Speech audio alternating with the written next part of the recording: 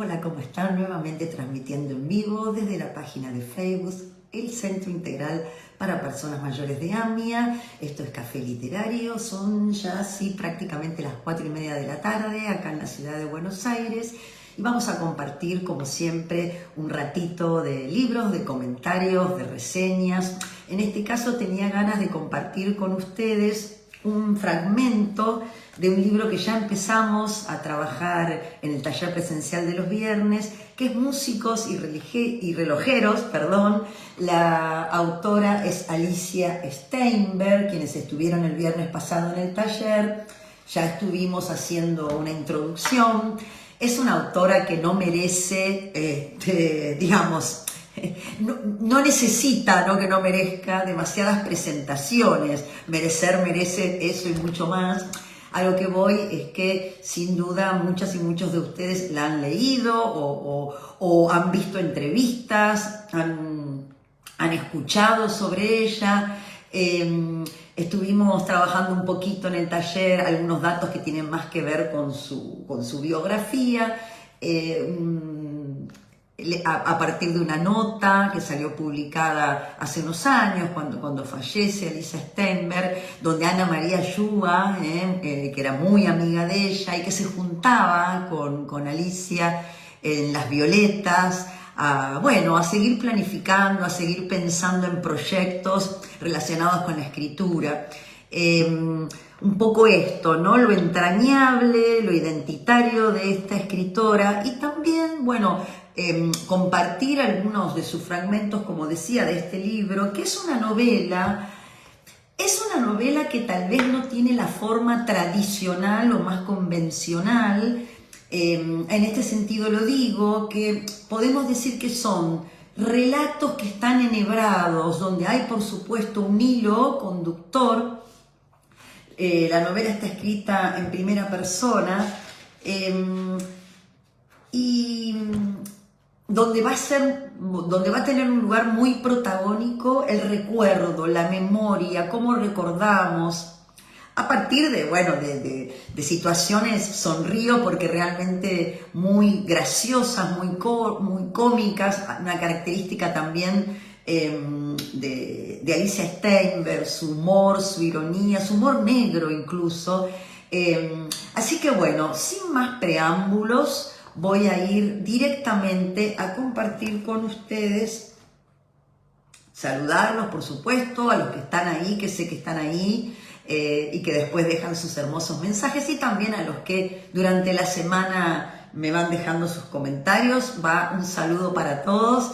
Quiero ir directo al texto para llegar justito. Hoy tal vez necesito cerrar un poquitín antes de las 5, entonces quiero que este texto quede grabado. Después lo vamos a tomar también en el taller presencial, seguramente para seguir trabajándolo. Recomiendo esta novela, por supuesto, y todo lo que tiene escrito Alicia Steinberg. Hola Marta, ¿cómo estás? Qué bueno, siguiendo la tradición del saludo en el chat, me encanta.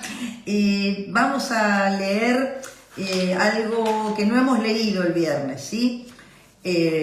Digo por las dudas, para los que me siguen en presencial, no es repetición, sino que estamos avanzando en la lectura del libro, porque me parece que hay varios puntos acá interesantes. Así que vamos a arrancar.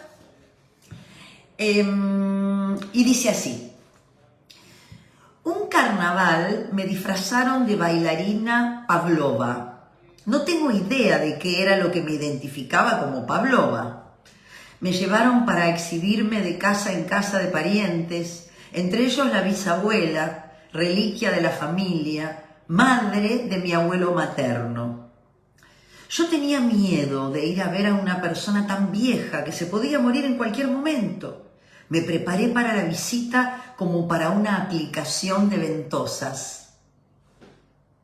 Bienvenida, Mónica. ¿Qué tal? Bienvenida. Un gusto.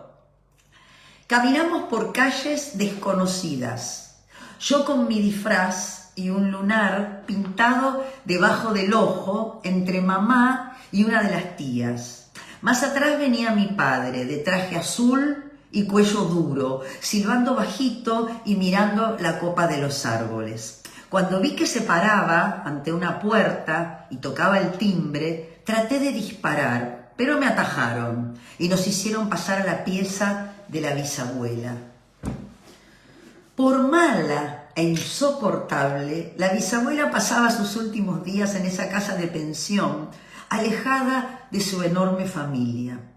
Algún domingo uno de sus nietos venía a buscarla en su coche para sacarla a tomar aire. La abuela se sentaba en el asiento posterior, de modo que el nieto quedaba solo ante el volante. Erguida como una saeta y sin mirarlo ordenaba «March». El niño arrancaba divertido, como habría arrancado el cochero en Rusia, donde ella regenteaba casa, campos, coches, caballos, hijos, campesinas que le servían de nodrizas y algún marido. Todo se terminó de golpe un día, tiempos del zar, un pogrom. El desastre fue precedido por un presagio que casi cuesta la vida a la mitad de sus hijos. Estaban estos reunidos en el granero tomando una clase de francés. Cuando uno oía estas historias incansablemente repetidas en la familia, no se preguntaba el porqué de las cosas. Si las clases de francés se daban en el granero, es que esa sería la costumbre en Rusia y basta. Mi abuelo, que ya entonces era un poeta, un filósofo y un vago, en vez de mirar a la mademoiselle, miraba el techo.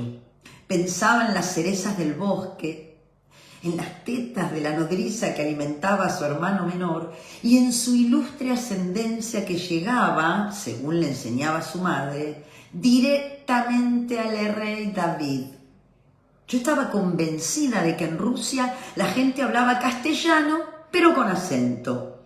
De pronto, el joven pescador vio algo en el techo, abrió la boca y se hundió en varias reflexiones más sobre el acontecer de las cosas. Finalmente, tiró su silla, arrastró a su hermana hacia la puerta y empezó a gritar: «Foige, foige».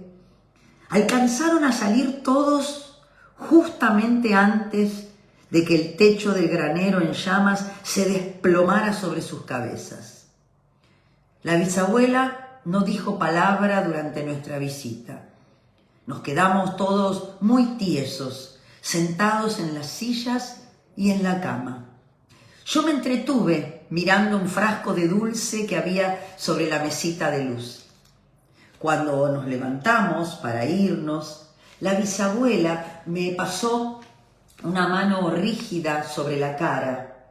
Dios mío, los enemas, las mentosas. Tomó el frasco de dulce y me lo puso en las manos. «Decile gracias a la abuela», dijo la tía mientras me daba un empujón. «Gracias», dije, apretando el frasco contra la barriga. Mientras nos alejábamos por la vereda, me di vuelta una vez y la vi parada en la puerta, sin sonreírse y sin mirarnos. No bien doblamos la esquina, recibí una lluvia de papel picado y alguien me preguntó: «Nena, ¿de qué estás disfrazada?» «De bailarina Pavlova», contesté con firmeza, y siguió el carnaval. Y así culmina este capítulo, podríamos decir, no lo sé si darle ese nombre, pero sí un relato. Recién les decía, es importante a veces mostrar la forma, ¿no? Los blancos que tiene el texto. Comienza acá, lo que les leí, ¿sí? Esta sucesión de relatos enhebrados que hacen a la novela, ¿no? Que finalmente van a hacer el edificio donde está construida esta novela. Varias cosas, quizás para los que se sorprenden porque no la conocen, a Inés Fernández Moreno, no estamos hablando de Inés Fernández Moreno hoy, la tengo ahí dando vueltas por otro texto que ya volveremos a ella, es una escritora que también con frecuencia trabajo. Alicia Steinberg, una de las características, decía yo hace un ratito, es el humor negro. Esta es la primera novela de Alicia Steinberg que sale publicada ya por 1900. Creo, por 1992, perdonen que esté distraída, pero bueno, ayer hubo un festival muy importante, el Festival Sinja de Ricudín, y bueno, me acosté bastante tarde, hay que decirlo, así que bueno, hoy fue un día de trabajo, y bueno, estamos acá, entonces sin duda voy a cometer más errores que los que cometo normalmente. Pero les decía que este libro sale publicado allá por los 90. Quienes no tienen mucha idea de quién fue Alicia Steinberg y en qué época, de qué época habla esta narradora, ¿no? Que no es una historia autobiográfica, si bien vamos a encontrar, y esto lo hablamos mucho cuando discutimos sobre cuándo un libro es autobiográfico, cuándo no, que es interesante porque eso nos hace pensar y debatir sobre muchas cuestiones y sobre, bueno, literatura. En este caso, la autora nació en 1933. Así que pueden hacer más o menos las cuentas cuando, si bien, insisto, no es estrictamente una autobiografía, sí la autora toma elementos de la época que vivió. Después construye un personaje, ¿sí?, que está escrito en primera persona, pero no es Alicia Steinberg la que habla, ¿sí? Es un personaje que narra en primera persona sus recuerdos de infancia. O sea, supuestamente es una niña, ¿no?, que recuerda cómo veía ella a su bisabuela. Porque acá por momentos aparece como una escritura que uno podría decir en primera instancia, se te agarra de sorpresa, qué cruel, ¿no? Qué mirada cruel sobre la vejez o sobre la abuela, y nada más lejos de la crueldad en Alicia Steinberg, ¿sí? Por el contrario, esto de poder reírse de aquellas cosas más queridas, ¿no? Y de aquellas cosas que también duelen y mucho, ¿no? En este caso, ¿no?, intentar ponerse en la piel de una niña, ¿no? Y todas, en este caso fuimos niñas alguna vez, y esto, ¿qué nos pasaba a nosotros, ¿no? Y qué nos pasaba con esa figura, ¿no?, que efectivamente muchas veces era difícil para una chica, ¿no?, 10, 11 años, acercarse a una persona muy mayor, porque había una gran distancia. Muchas veces charlamos esto en el taller de, bueno, las distancias generacionales que siempre existen no siempre se mantienen igual, ¿no?, dependiendo de la época. Acá Marta está haciendo comentarios que me gustaría leerlos. Dice, enhebrados que hacen un collar. Cuando escribió Amatista, que es otra novela, dice, la llamaban los sexólogos pensando que era una entendida y sabía más. Bueno, se está refiriendo Marta a un libro donde es una literatura con mucha sensualidad, con mucho erotismo, que bueno, que también, ¿no?, que una mujer escriba sobre estas temáticas, ¿no? Si bien ya lo hacía en los años 90, 2000, aún así, todavía hace 25 años atrás, era una novedad. Bueno, ya no tanto. Pavlova falleció en 1931. Bueno, muy gracias a estos datitos que me va tirando Marta, que nos va tirando, porque yo los estoy leyendo del chat que estamos compartiendo todas las personas que estamos conectadas ahora. Esta idea de, para poder escribir, nutrirse de distintas cosas, para poder dejarse llevar por un texto literario como lectores, ¿no? Esto que siempre tratamos de ampliar, ¿no? Ampliar mirada y pensar, bueno, cómo se veían hace 50 años atrás, hace 80 años atrás, qué vínculo, cómo eran los vínculos, si es que lo había, entre abuelas, en este caso porque habla de una mujer, de una abuela, bisabuelas, bueno, o los abuelos en general, con sus nietos, ¿no? Me parece interesante ahí poder reflexionar sobre esto. También, bueno, sobre el carnaval, ¿no? El carnaval que marca también para esa generación, de un determinado carnaval, ¿no? El carnaval de la mascarita, del papel picado, del baile en la calle, ¿no? También es una marca de época interesante pensar el carnaval de esa generación, ¿sí? Insisto, Alicia Steinberg había nacido en 1933, ¿sí? Cuentista, novelista, traductora literaria. Bueno, esta novela la publica en 1971, Músicos y relojeros. Después La loca 101 en 1973, Su espíritu inocente en 1981, El árbol del placer en 1986, Amatista en 1989. Cuando digo Magdalena, o sea, muy prolífica, ¿sí? En muchas de sus obras aparece lo evocativo, ¿no? Cómo construir una narrativa dándole un papel primordial al recuerdo, a la memoria y en este caso a la infancia, ¿sí? La música de Julia, ¿sí? También acá los protagonistas es un hombre y una mujer de 70 y pico de años que se reencuentran para vivir una historia de amor. Aprender a escribir, ¿sí? Y libros de cuentos como Todas las mañanas de 1983, Vidas y vueltas 1999, premiado por el gobierno de la ciudad de Buenos Aires. Su obra ha sido traducida a varios idiomas, ¿sí? Realmente una genia que me parece que vale la pena, no es una pena, vale, ni siquiera sé si el esfuerzo, porque es una lectura muy amena, llena de imágenes, realmente es súper interesante. Tenemos un ratitín más para ver si podemos seguir un poquito. Bien. Acá, sí, a continuación de lo que leí recién, puedo leerles un poquito más. El abuelo dormía en el diván ubicado en el comedor.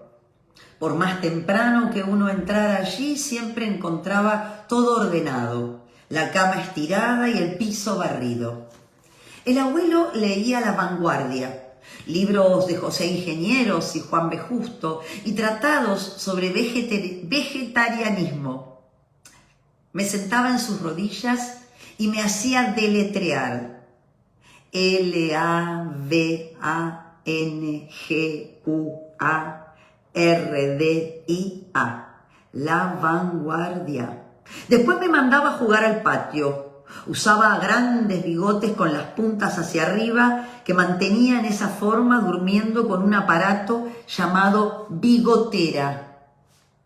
La abuela dormía en otra pieza, muy desordenada. Sobre la mesa, entre tazas usadas y frascos de remedios, solían verse los dos arcos de su dentadura postiza en un vaso de agua. Y su faja, mucho más grande y complicada que la de sus hijas, con cintas y ballenas por todas partes. Acá saludo a Estela también y Mónica, que dice muy interesante con humor. Bien, claro. No, si te querés reír, reírte con Alicia Steinberg y también te va a emocionar mucho, ojo. Los personajes, ¿no? Estoy viendo los dos arcos de la dentadura en el vaso de agua, chicas, lo estoy viendo.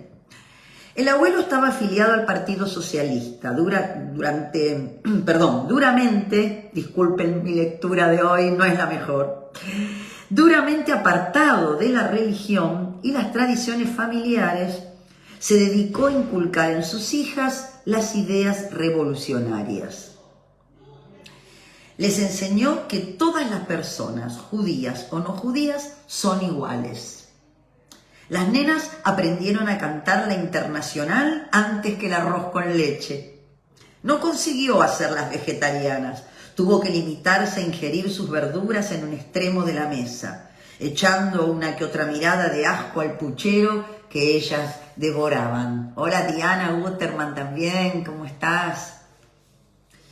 Les enseñó el amor al trabajo, no con el ejemplo, ya que entre la mala suerte, las épocas de crisis y desocupación, su mala salud y el egoísmo de sus hermanos, no pudo llevar una vida muy activa, pero sí con máximas y lecturas apropiadas. En sus momentos de solaz, las 4 chicas cantaban. La máquina de coser canta su canción deprisa, mientras la buena mujer va planchando una camisa. Es muy bueno realmente el humor, ¿no? Y cómo nos pinta, insisto, perdón que reitere, pero ahí está condensada toda una época, una manera de relacionarse con las cosas, las mujeres, la vida familiar, ¿no?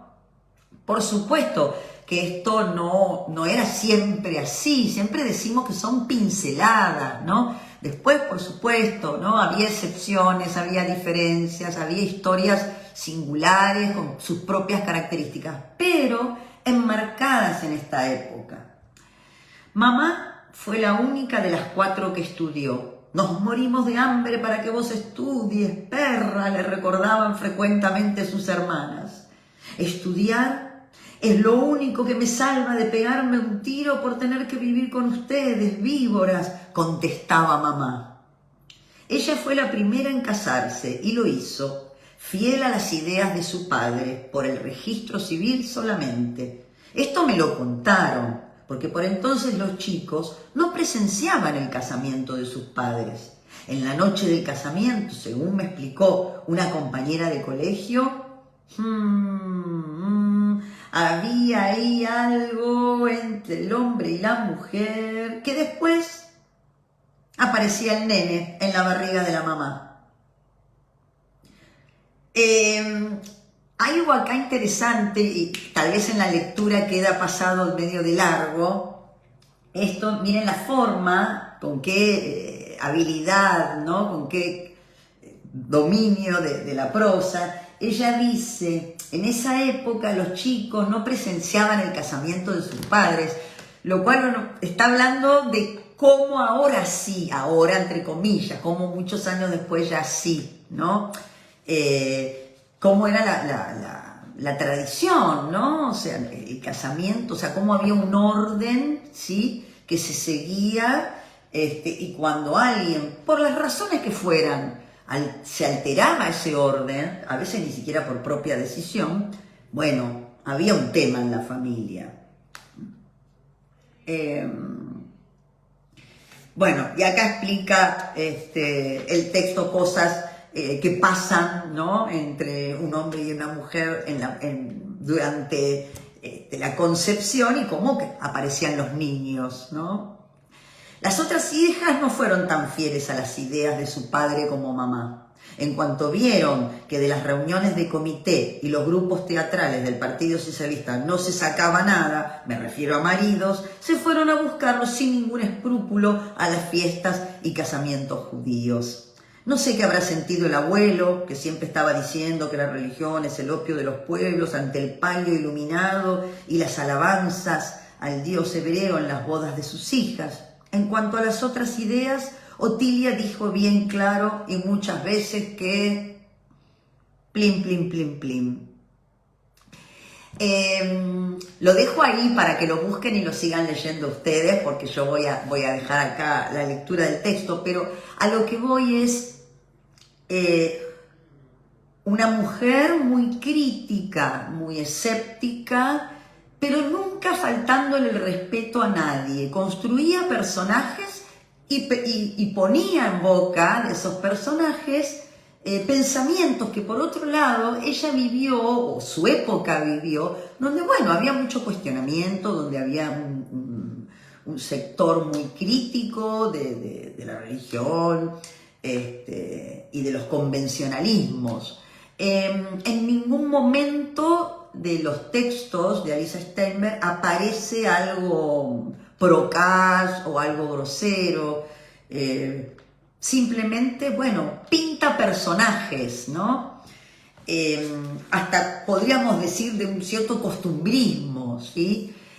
¿Cuál es el libro? Dice Mónica. El libro se llama Músicos y Relojeros.